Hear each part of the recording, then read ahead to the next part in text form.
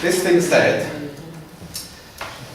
member presentations on current research work, projects, collaboration, interests, and future plans. So I'm not going to tell you all the details about my latest project because the deberes, the task, was to tell you about our career, research interests, and where we want to go next. So that's what I'm going to try to do. Right.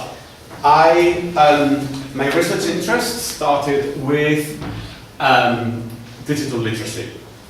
Oh, by the way, I'm very hung up on copyright, so every image that I've used is sourced somewhere in the presentation.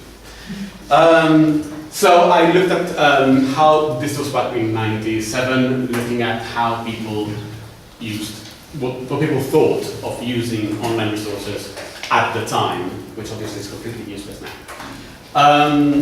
Then I moved on to synchronous CMC, and I looked at, in particular, task design, how to design effective tasks that would work in synchronous, by synchronous CMC I don't mean texting, I mean actual kind of lessons through Lyceum, NetMeeting, Flash Meeting, and now Blackboard Collaborate. So that kind of environment.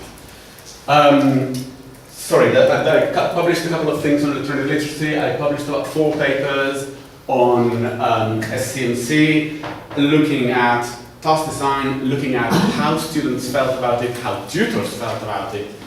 And then I got into podcasting. So I wrote a paper in 2007 looking at kind of evaluating from a language learning point of view, what can apps give us? Which I followed up with a huge study of about 2,000 users of iTunes U, looking at various trends. So I looked at language learners only, I looked at all of them, and I looked at podcasting as a mobile learning technology, and looking at everything. Well, basically my big theory is when we put resources online, we stop teaching our audience that we know, and we start teaching strangers. We are used to designing things for people we know. And when we start teaching strangers, we don't know who we're teaching. So it's about getting a picture of who the stranger was. Who downloads podcasts? Does anyone know? Who uses apps? Does anyone know? Apart from your own students when you make them.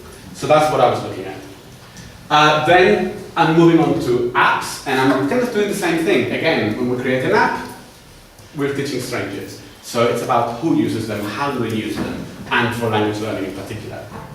I'm also looking at Twitter as a tool for language teachers. So communities of practice on Twitter, and how they interact, share ideas, etc. Particularly the MFL Twitterati. Are you familiar with the MFL Twitterati? If you're on Twitter and you're an MFL teacher, you really need to look for the hashtag MFL Twitterati. So that's what I do. Let's play together. And you can find my publications on Google Scholar. This is my email address. You can find me on LinkedIn if you look for my name. This is me on Twitter. I'm very interested if you want to do stuff on any of these fields, subjects, whatever, on language learning in particular related to these. I'm very, very happy to collaborate, do projects, whatever it may be. Okay, thank you very much.